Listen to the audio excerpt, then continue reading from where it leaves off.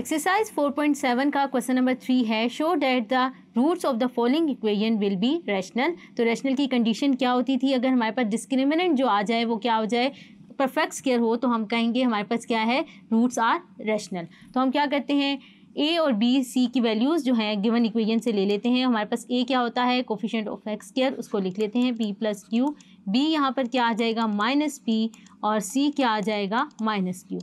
तो हमने ये लिख लिया। अब हम यहाँ से डिस्क्रिमिनेंट निकाल लेते हैं, बी स्क्वायर माइनस 4ac, यहाँ पे बी की वैल्यू पुट कर देते हैं, माइनस पी का whole square plus minus 4a, यहाँ पे क्या है, p प्लस क्यू, इसी तरह c की वैल्यू डाल देते हैं, माइनस क्यू।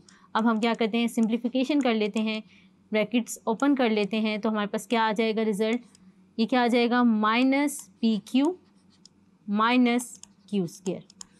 तो इसको हम क्या करें, मल्टीप्लाई कर लें 4 से, तो क्या आ जाएगा, plus 4pq and plus 4q square.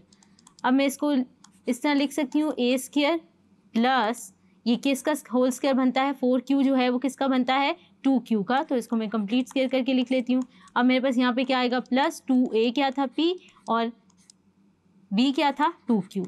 तो आप देख सकते हैं हमारे पास मिडिल टर्म वही आ रही है 4pq। तो हमने क्या किया, a square plus 2ab plus b square की फॉर्म बना लिया। अब हम इसे क्या कर लेते हैं, स्क्वायर क्लोज कर लेते हैं, तो हमारे पास क्या आ जाएगा, p plus 2q whole square. अब हमारे पास आप देख सकते हैं ये जो टर्म है ये क्या है, will be a perfect square,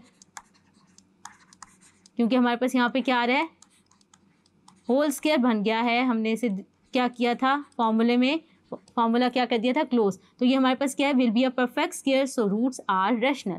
तो हम लिख लेते हैं, सो रूट्स आर रैशनल। हमने क्या किया, डिस्क्रिमिनेंट की वैल्यू निकाली और डिस्क्रिमिनेंट को प्रूफ कर दिया कि हमारे पास यहाँ से क्या आ रहे हैं, roots are rational. Hope so आपको समझ आया होगा। Thank you.